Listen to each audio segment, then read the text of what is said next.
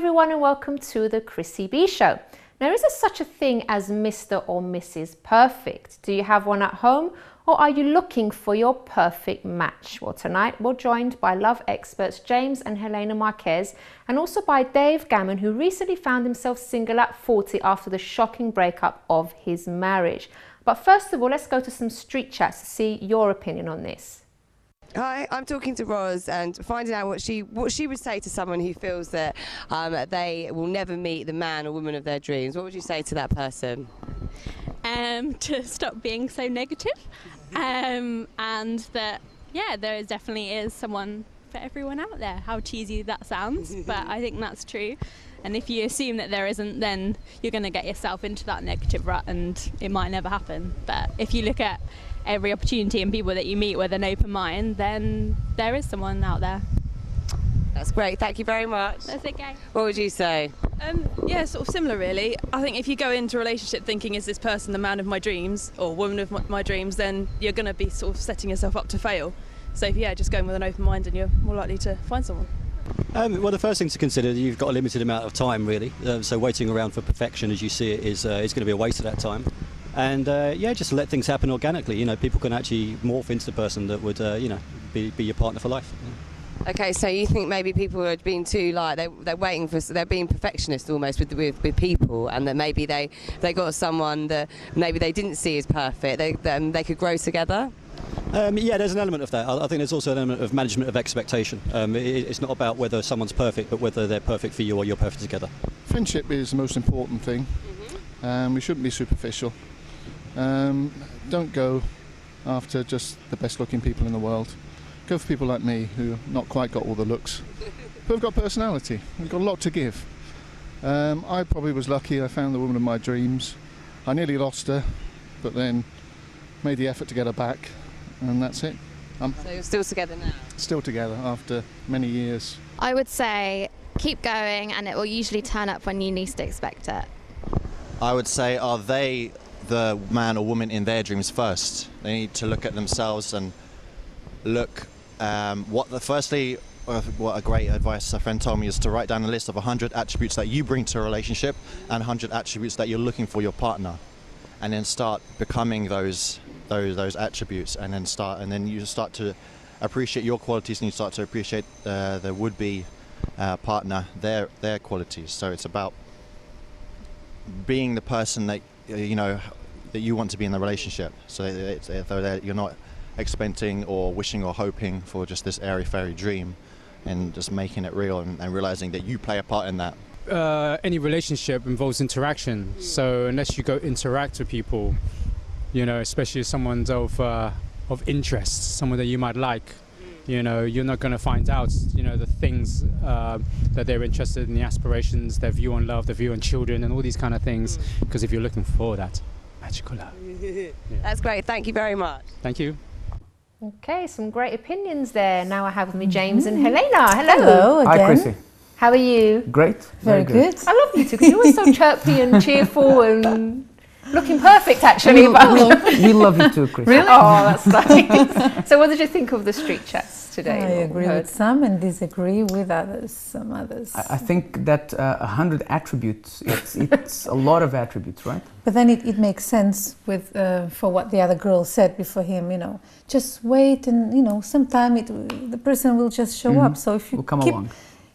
Getting ready with those, that list, you'll have plenty. It'll take you ages to write the 100 things, so they've got time to, if someone's got time to I wouldn't be able to write 100 for myself, so I don't know. I bet Helena could though.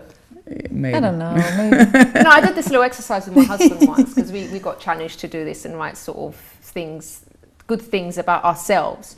And I was having trouble writing. I got to a few and I was having trouble finishing the list, and so was he. But then it's like when we started to talk about it, I thought of a load of things for him and he thought a load of things for me. So sometimes we don't see it in ourselves, do we? But the other one does. Yeah.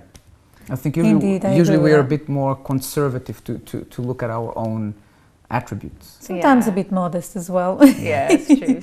All right, so let's talk about this idea of Mr. or Mrs. Perfect. Is there such a thing in your opinion? No, there isn't anyone who is perfect. That we know, of course, and there isn't a Mr. or Mrs. Perfect. There is someone that you feel attracted to, and you really like the person's character, the person's personality, and that those are the core things that help you to build something special. And as a relationship goes along, then it's like you help each other to, it's like a diamond in the rough, right? You start chipping away at the things that shouldn't be there, and you do that for each other, and eventually you get better for each other. Then why is it that so many people then are looking for this ideal if it doesn't really exist? As I don't believe it exists. Why are people still looking for it and then getting disappointed? Well, I know. I think I know. Every time you go to the cinema, that's what they wanna make you believe. Mr. Right. I don't know what's going on with Hollywood at the moment, and you know, because all they like to say is follow your heart and the perfect man, the perfect woman. They like to use this, and there isn't such a thing, you know.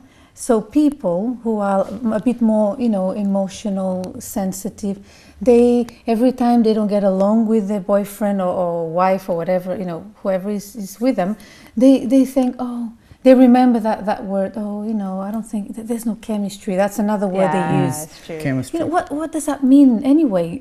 You know what I mean? So true. Actually reminded me of something, Helena, because I was at this event and we were there sort of advising people and stuff. And this lady came up to me and started telling me about her marriage. And she's with this guy. She's been with him for like, I think about 20 years. They've got kids together and everything. And she said, I'm thinking of leaving him. I don't know what to do. And I said, why are you thinking of leaving him? Oh, there's no spark anymore in the relationship. There's, you know, we're not sort of, not that they're arguing. They're not arguing or anything, but there's just no spark. And I said to her, tell me what's good about him though. And she started to list all these lovely things about him. I mean, they were really good friends. And I said to her, look, there's loads of women that would kill to have a man like the guy that you have. And then she said, you know what, you've just answered my question. And she just left without even speaking to any of the other advisors. And I'm thinking, that is exactly what you're saying. People are looking for something like a spark or like this chemistry. Of course, when you're with your partner, you do have moments like that. Of course, it's natural, especially when you first meet. But 20 years down the line, you kind of get used to one another. It's not that you don't, you're not in love with them or anything, but even if that even exists as well. But it's like you get used to a person and that love grows. But you're not, if you're expecting things like you see on Hollywood, it's not going to happen, is it? Other things will get you excited about the other person. Yeah. 10, 20 years, 30, 40 years down the line. Such as, for example, something that he says to you every day. Or, you know, sometimes you're looking at him, he's not even telling you anything, but when you look at him, you see how you remember all the nice things he does for you, how faithful he is to you. And all these things count a lot, and that brings you all the spark you need. Sparkle. You know, so it's very much something how you see something I wanted to say as well, Chrissy, is that when you think about someone having to be perfect and the stuff that the media, you know, makes you want to believe that relationships have to be perfect, a lot of people think that if they say I have a problem in my relationship, and problems are normal, they think that there's something wrong with that relationship. I felt like that before. I felt that if I had a disagreement with Helena, then, you know, our relationship wasn't okay. And it's, people have to understand that you have disagreements, you have problems. That doesn't mean the person's not perfect for you. They may not be perfect as you're not, but, you know, as we learned in a recent seminar, imperfect is the new perfect. Yeah, right? I think it's so true, and people do give up very easily, don't they? Absolutely. And also, like, in looking for the perfect person, maybe for example, you at home, you've actually met someone that would be brilliant for you, but because maybe you thought, oh, it doesn't tick all the boxes, maybe you've got like 100 things on your list, like the guy in the interview. He's not right for me, or she's not right for me. And the thing is, you really need to, there's some things that you have to sort of obviously say, the core things that this person, for example, has to have certain things. But there's other things that you can just, it doesn't matter. It's not big deal, for example, if he's an inch shorter than what your ideal was, or if she doesn't have blonde hair. What's the big deal? But there's other things that And Chris, match. think about it. How wonderful is it that when you start dating someone, he or she may tick the core boxes, but there's a lot of boxes unticked. But imagine as you take that relationship further and you help each other to grow, later on you will be ticking those boxes because things get better, right? The person gets better, you get better. So it's you know, it's a good thing that he's not perfect or she's not perfect because you make each other better. Definitely. Because on the same note as James, what he just said, if there's many things I don't have that he has. So when we got together, he taught me a lot. I learned a lot from him. I'm still learning good things.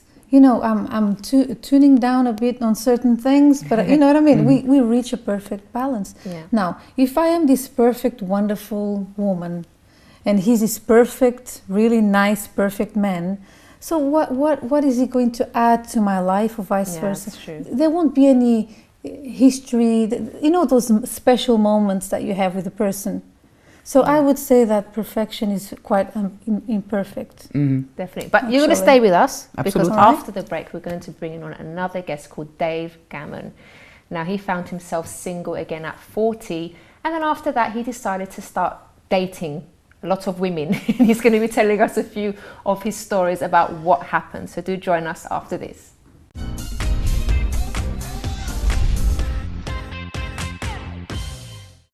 Don't forget to subscribe to the Chrissy B Show, always aiming to show you the happier side of life. You can find us on YouTube, Facebook and Twitter.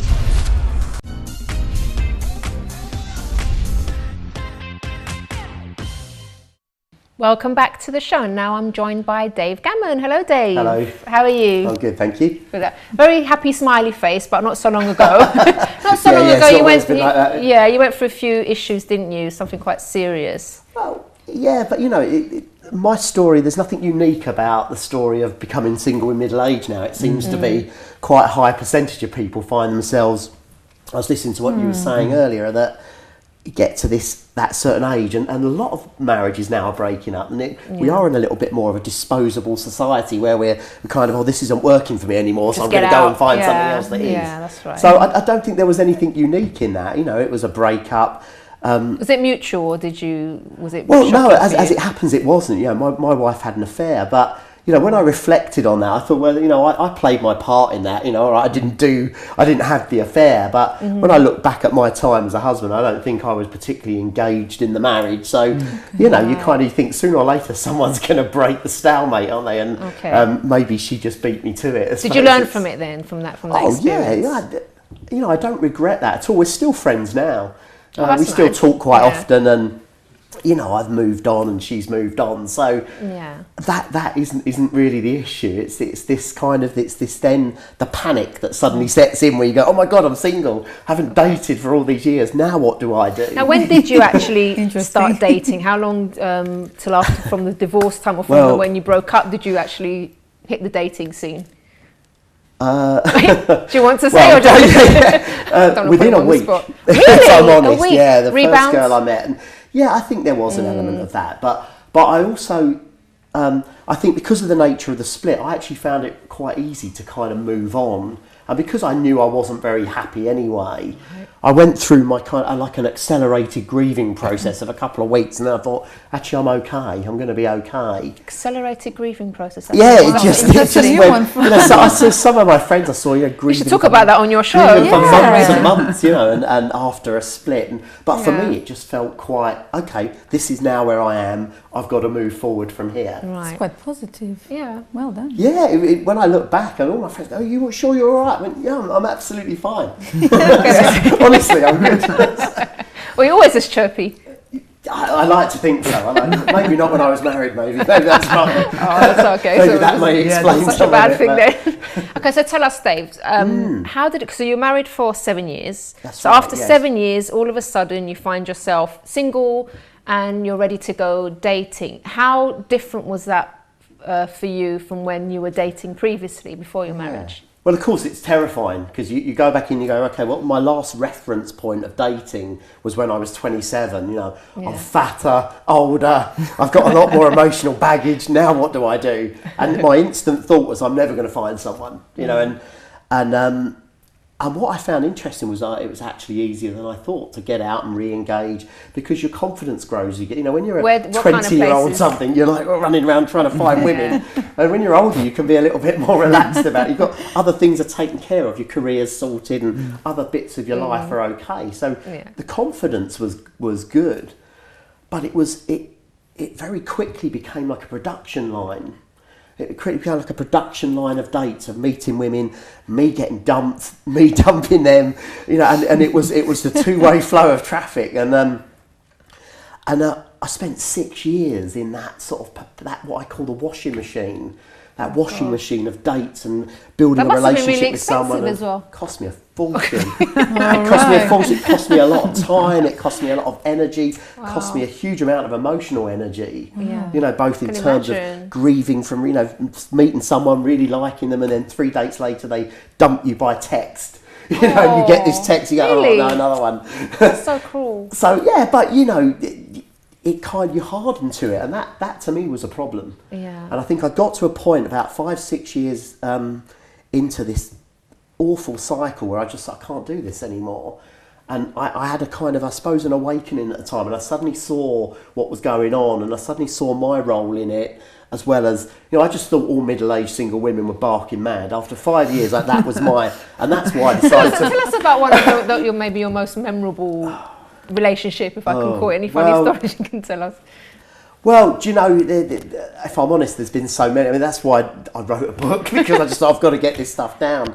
But there have been some women who I thought there was a genuine, immediate connection with, and I'm a bit of a switch, what I call a switch type of guy, which means if I meet someone and I like them, I'm full on. The switch goes on. I don't tune myself in slowly. I'm straight in. So of course you leave yourself quite vulnerable then when a lot of women are just not like that. They give the impression that they're full in, and then you just get dumped all the time, and it gets really depressing. Wow, and you get this cycle of, oh no, not another one. And I would have thought that women would be grabbing a chance to have someone who's single, a middle-aged single guy who has a career sorted out, but it didn't really work. Do you know, I kind of thought that too. That's what I thought.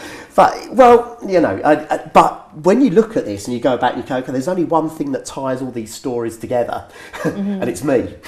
So at some point you have to look in the mirror and go, what? And I had a moment. I think I went out with about 3 girls on the trot who I really liked, and every one of them dumped me after about 3 or 4 dates. And it just put me, and I just went into a real spiral of almost kind of borderline sort of depression about what was going on. And then I caught a glimpse, through something that happened that I talk about in the book, which is, it's too long a story here, but I just caught a glimpse of what was going on. I suddenly saw, I've got a load of thinking going on about women and about relationships. The women I'm meeting have got a load of thinking going on about men and relationships. And because we're believing that our thinking is actually real, these connections become incredibly difficult to establish. And I think when you get to middle age as well, my girlfriend at the moment hates me saying middle age, but that is reality of where we are. When you're in middle age, you're much more settled into how you want your life to be. So you're much more in this is my set of rules for how I live my life. Then you meet someone and they've got their set, and that guy that talked about the 100, good luck with that. You can actually get someone that can even give you a 50-50 match. Absolutely. And you line up these set of wants, and it's no wonder that, I was on dates. I remember looking at a girl thinking, she's ticking off boxes in her head. I can see it. How could you tell? Is it the kind of questions? Just the questions. I've been out on first dates and women are talking about, so do you want children? I think, right, I've just ordered half a lager, this is a bit early to me. And do you want children? Where do you want to live? What do you see your career? And I felt like I was being interviewed. And you could see this mental process of, oh no, not suitable. And there's something you said that I just thought was so important, which was this thing about a relationship grows. But we are obsessed with this, it's got to be perfect from day one. And a lot of the women I've been out with, as soon as I've done something that doesn't fit into their little box of how a man should be, you're gone, you're toast. Next one. But look at technology even, it's the same. My phone freezes a little bit or something, I'm going to go and get a new one. Get an upgrade. Or they don't fix things anymore. They just, there's no more value. Yeah, but it becomes a production line. You know, there was one girl I went out on a date with, and she said to me, she said, I go out on a date every night of the week. And I said, why? And she said, well, she said, and she actually used a term which I use in my day job. You know, I do a lot of sales training, and it's a numbers game. She used that term, and I said, I would hate to live my life like that. I'd hate to be thinking about relationships as a numbers game. Yeah. And that's where we got to. And I think online dating has a lot to answer for in this space. This idea of sitting there with a drink, scrolling through women, going, oh, she looks nice, send her a message. And that's when I realised, actually, I've got to get... And it was only when I broke that and said, right, I'm coming... I had to almost wean myself off of it like a drug. You know, Dave, before you tell us what you did, tell us, we've got a couple of minutes to the break. Now, you wrote, what's your book called? My book's called Tidy Up on Your Way Out.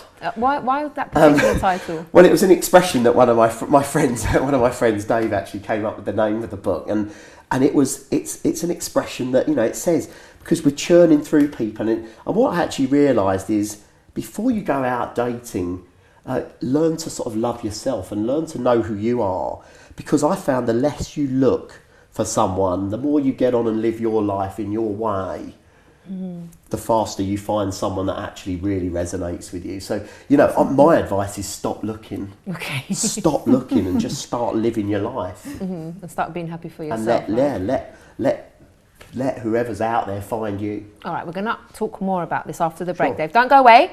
Don't go away either, you two, okay? And we will be speaking more about this, and we also have a few comments from our viewers, so do join us after this.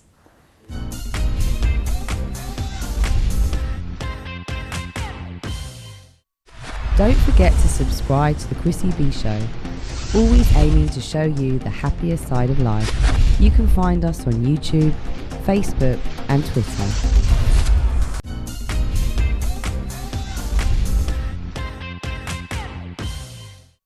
Welcome back to the show. I've got some very chatty guests tonight. I'm not paying attention. Anyway, we are speaking about Mr. or Mrs. Perfect today, and I'd just like to read this comment from a viewer. She says, I know this question sounds a bit ridiculous, but how do I know when I have found the one? I have always had this dream that one day I will meet the right man, we will lock eyes and just know that we are soulmates. But now I'm worried that I keep passing on great guys, which is what we kind of touched on earlier, because there were no fireworks like I expected when we met.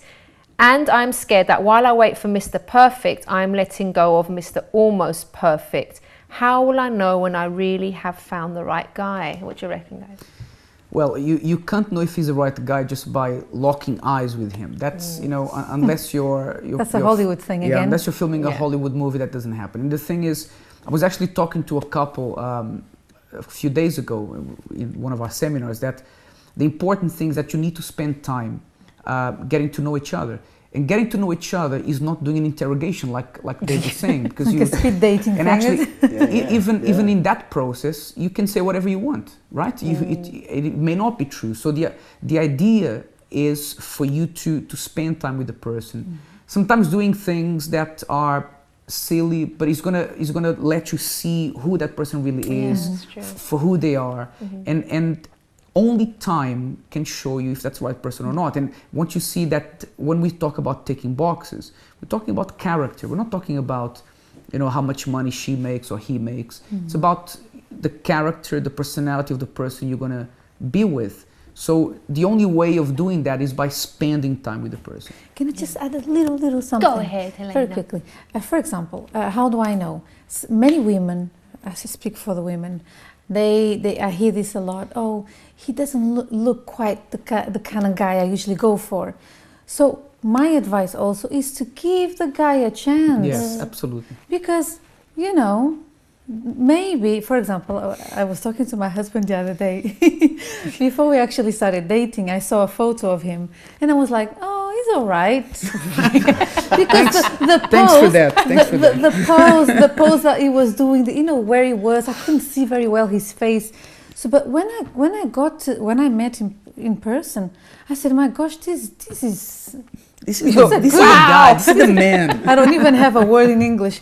You know, imagine if I wouldn't, you know, haven't given him a chance. Yeah, definitely. Oh my gosh. I'm sure that's helped our viewers there tonight. Now, Dave, tell us, you're with someone right now. So you were saying just before the break that you just kind of stopped looking, right? Yeah, absolutely.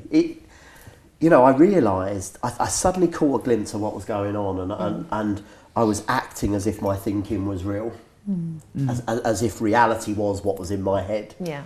And so was everybody else walking around acting as though their reality was real. And when I saw that, I just realised I need to take a complete step back from this. Was it hard to do that?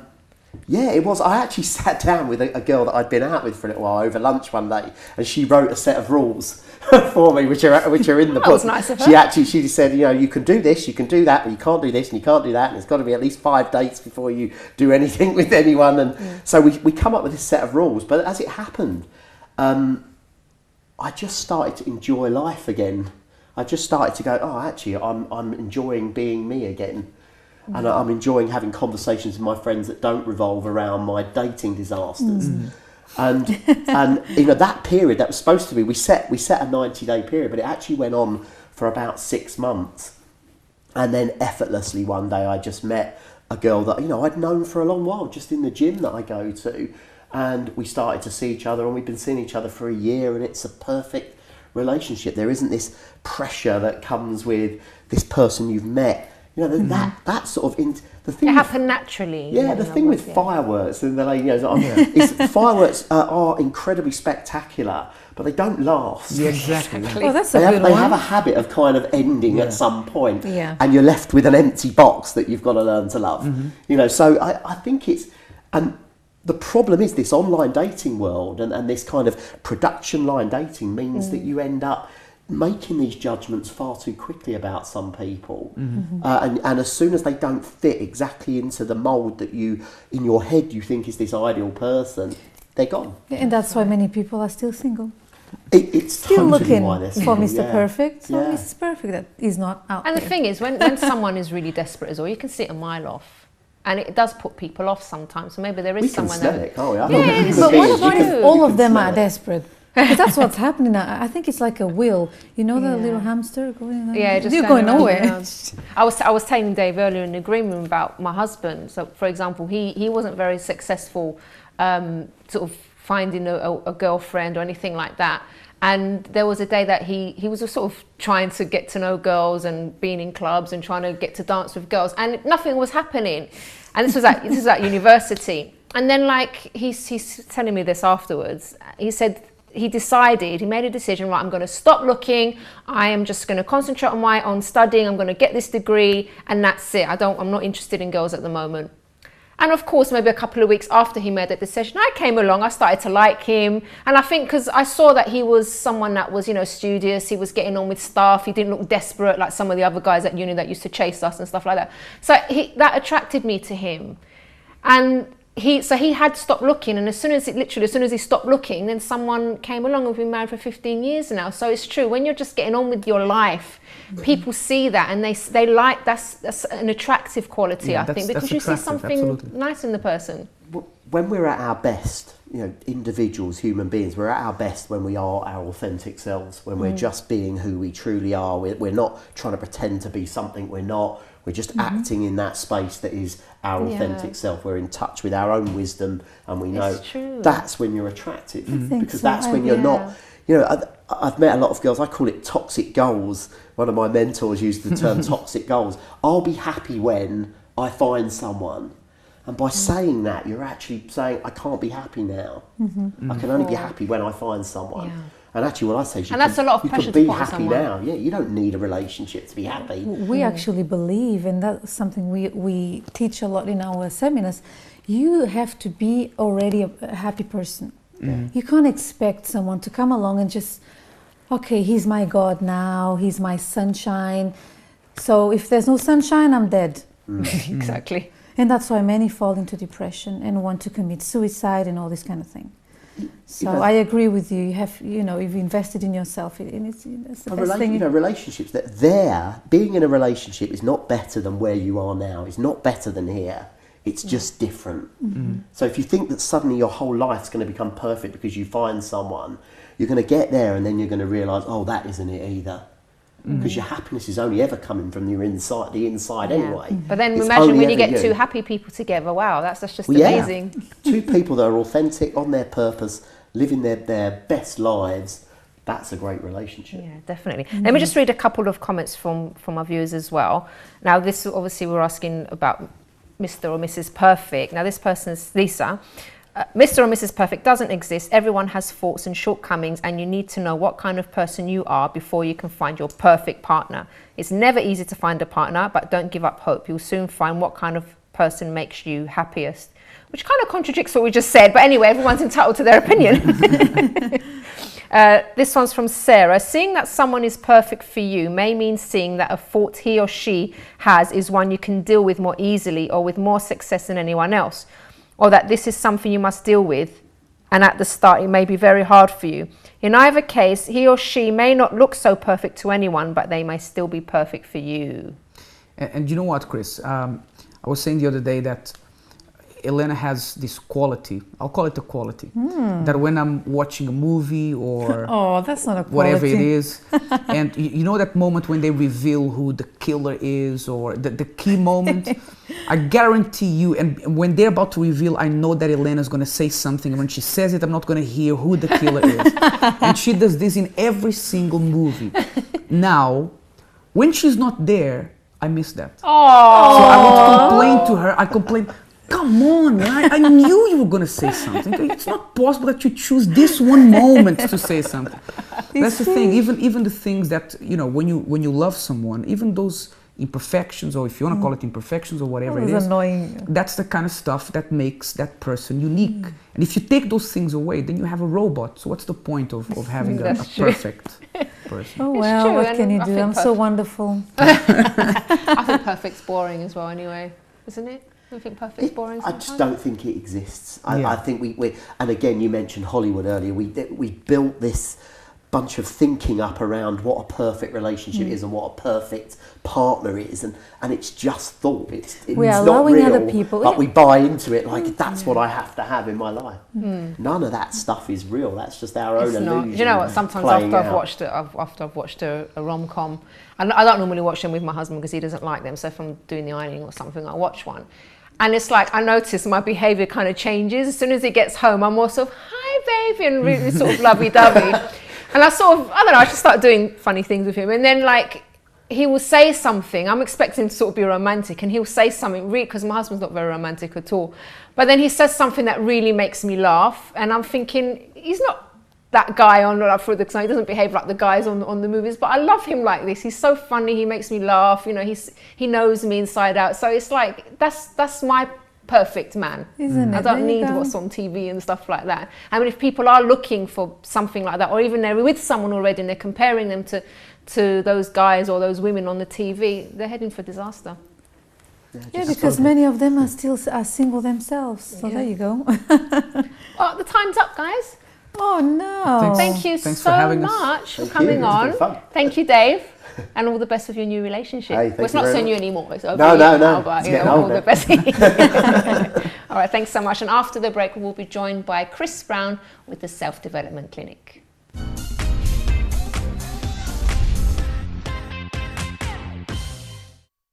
Don't forget to subscribe to the Chrissy B Show, always aiming to show you the happier side of life. You can find us on YouTube, Facebook and Twitter.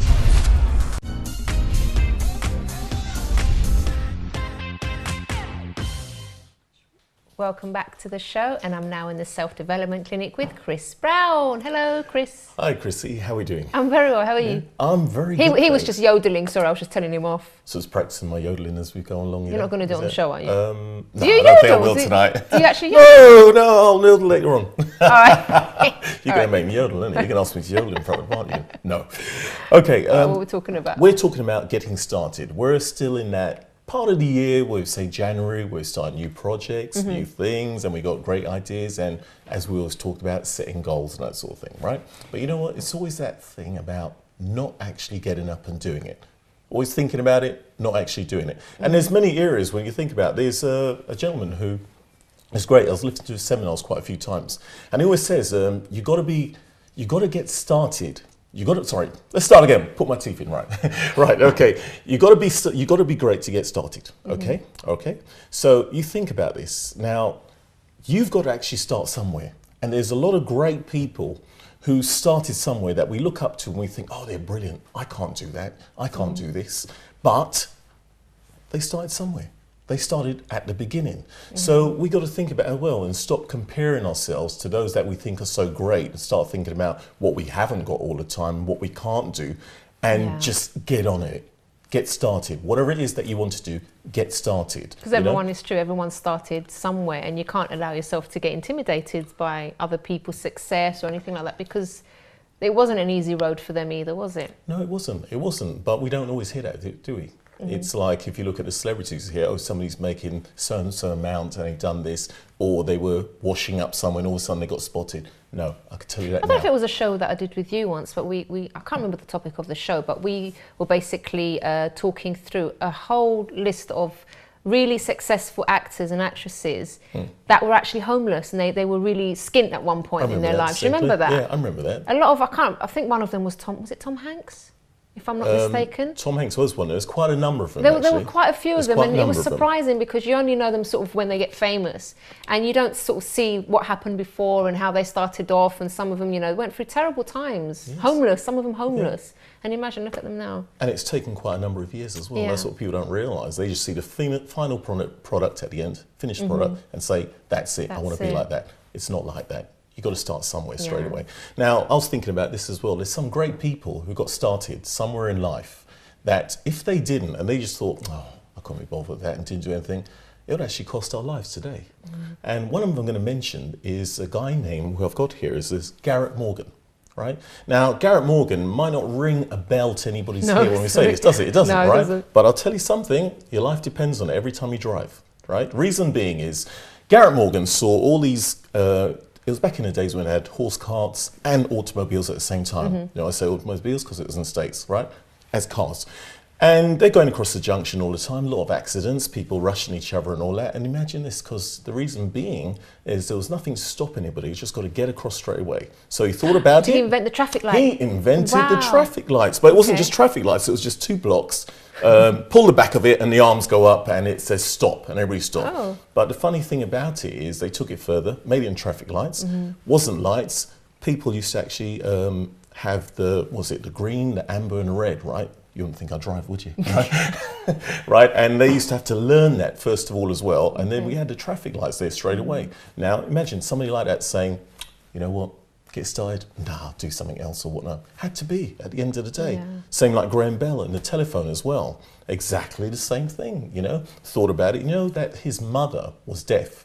So what he used to do was put his lips on his mother's forehead, speak to her, and the vibration and the shape of it, that took him to thinking about the telephone. So here we are with our mobiles right now, walking around, yes, and it all started there. So think about it. And the thing is as well, if you don't do it, someone else eventually will do it. There you go. So why can't it be you? There you go. Why not? Get started on it, you know. Here's the other thing as well. We don't get started because we think of a lot of excuses. We think of the reasons why we can't do it instead of the reason we can. I always talk about it, this disease that we catch called excusitis, and mentioned it many times, right? And we could think of many reasons why we shouldn't do something or why we can't do something instead of reasons why we should and can at the end of the day. And it's a dangerous disease because it affects the mind and it stagnates you in ways that you might think, well, I could have done this. And you're always in that place of, I could have done this, I could have done that. Or I'm sure we've all been there. I could think of situations I thought in my past where I thought, you know what, I should have just done it at the time, you know, but now I know, you know, at the end of the day. So that's another one as well. Now, to get started as well, we need to get the momentum. Do you know if a rocket leaves the planet to go to the moon, the most energy it uses is when it's actually leaving the planet, right? After that, it's plain sailing all the way, right? Same with the first time you started riding a bike as a child. You think about it, whether you had stabilizers or not, right? Here's my next slide there.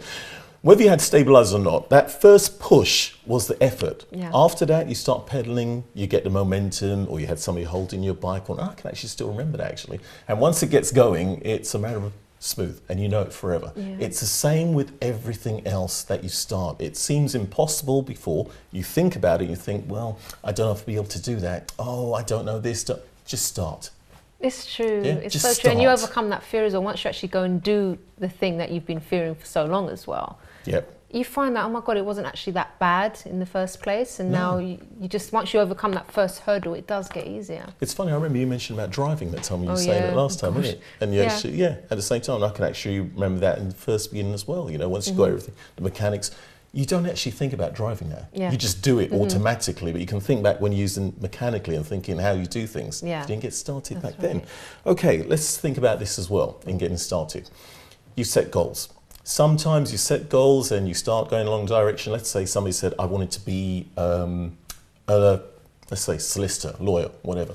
Part way through while studying, say, you know what, I decided I don't want to do that. I want to be a dancer instead. Nothing wrong with being a dancer, but I'm just saying it's totally different, right? Reason being, because they didn't clearly define what they wanted in the beginning. And chances are they either was choosing somebody else's goal, somebody else told them what a goal to do, something that was good, reason there was money in it or whatever, but it wasn't really their potential, what they were good at, what they would exceed at. So you find out partway through, it's not something you want to do. So you've got to make sure, if you're writing those goals down, you've got to make sure that it is your goals, your desires, your challenge that you want to win. You'll be happier, you'll be happier at the end of the day. Because you find people do that and then after they're still trying to find something else. Yeah, and I think a big hint as well, if you are writing your goals down and you're not excited about them, that's a pretty big hint that maybe you're writing things that you don't actually enjoy doing. Like you're saying, you feel like you have to do it, or maybe your parents, for example, always dreamed of you being a lawyer or something like that. When you're doing something that you love, you're excited about it, and you wake up every morning and you look forward to the day, not, oh God, here we go again, I've got to go into the office and I've got to do this. It's a horrible way to live. So it's so true, you really do need to make sure that they are actually your goals and it is what you want to do. And to be honest, sometimes people don't actually know what they really want to do. They just know that they enjoy certain things. But that's the time that you explore and you start asking questions and you start doing things to really find out what it is you actually want to do. You need to find out who you are. It's back to the same thing as talking about relationships earlier on, that once stopped looking, all of a sudden things come in. And it's funny, I put my hand on that, actually happened to me as well. Really? Once stopped looking, everything came through, but that's another story. Oh, we've got time. No, but really, in that sense, honestly, I mean, myself, it was bad relationships before. Once actually decided that's not going to be that way anymore and just concentrate on work, there was my wife that I met, who somebody introduced. And today I say that's beautiful. And it's the same thing at the end of the day. It's just in different areas of life, you know? So we've got to look at that as well. Now, the other area you've got to look at in getting started is what is actually stopping you. You know, because that fear in the beginning started somewhere. And most things that you want, in reality, once heard before, is on the other side of fear. That's the only thing that's stopping you, that line of fear. Once you can actually cross over that bit, that's where you find out, well, look, it wasn't that bad at the end of the day. So what is really stopping you? Why are you thinking of these excuses? I mean, we're tracking back because you think, why was I thinking of a reason why I couldn't do it? What was that about? At the end of the day, it's that line that you've got to cross, fear. Once you cross fear, you find out it's all there at the end of the day. So, last one, which I'm going to go on, is this. Go for it. Simple as that. Just go for it. That's all I'm going to say. No matter what you feel. Go for it. Ignore the feelings, like the fear. The fear, the doubts, the excuse-itis, just ignore all these things. Ignore all of that. It's all emotional baggage, whatever you want to call it. Ignore it and just go for it. Learn along the way. Grow wings and fly. Start flying. Learn along the way, and you'll be a lot better for yourself. I was speaking to someone the other day, a friend of mine actually, and she's very shy and she's trying to sort of break this shyness.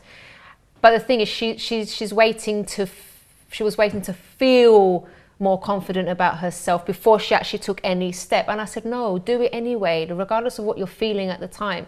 Once you take that step and you go and do something that goes kind of against the opposite of that feeling, you'll find that you are going to start to gain confidence. If you're waiting to feel like doing something or to feel stronger or to feel more confident, you won't take any steps at all. It's that step that will give you the confidence. The fact that you actually did it, that's what's going to give you the confidence to go ahead. Totally agree. That is it. So we just got to feel it, go for it, make that difference. Yeah, we can do it, guys, at home, can't we? Yeah. All right, Chris, thank you so much. Pleasure. Thank you. And we'll see you again next time on the show.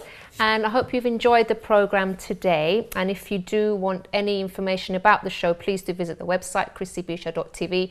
And if you'd like to send me an email, I promise to answer all emails personally. If you're going through something, or if you even have a suggestion for a show that you'd like to see covered, you can email me on chris@chrissybshow.tv. Bye-bye for now.